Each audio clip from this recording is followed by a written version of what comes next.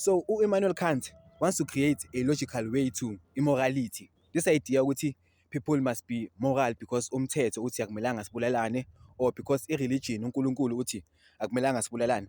I am pretty grand Immanuel Kant, because what if siphuma from different places or we have different religions? So bekafuna ucreate immorality as a logical thing. Yabo ukuthi umuntu kumele acabange, areason ukuthi why something is wrong or why something is right. Uyangithola? So to fix this dilemma or to fix this issue, ucreate into ebizwa ngokuthi is categorical imperative.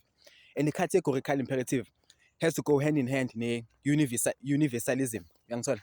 So a categorical imperative means, it's simple, it means ukuthi you must do to others what shall be done to you. And universalism means ukuthi whatever you do to others or whatever shall be done to you, it should be done by everyone else. It should be universal. It should be universal law. Uyangithola? For example, if masithi angitshontshi, like angitshontsheli ngoba angifuni nami bangitshontshele, and if siyavumelana ukuthi soyi-two asitshontshi, then ukungatshontshi should be a universal law. Uyangithola? If masithi mina ngifuna ukuphila, nawe ufuna ukuphila, therefore we can agree ukuthi akumelanga sibulalane. Yabo, we can use the reason, you can use the logic to come to a conclusion ukuthi okay, because ufuna ukuphila nami ngifuna ukuphila, then akumelanga sibulalane.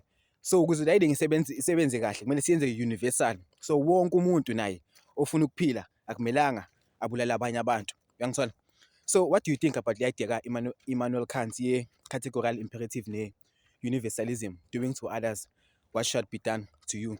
Like into logical, mecabanga, is it a valid way to go about immorality? Or immorality always needs like a third force, always needs like umthetho, it always needs a religion? Or immorality can be strictly logical?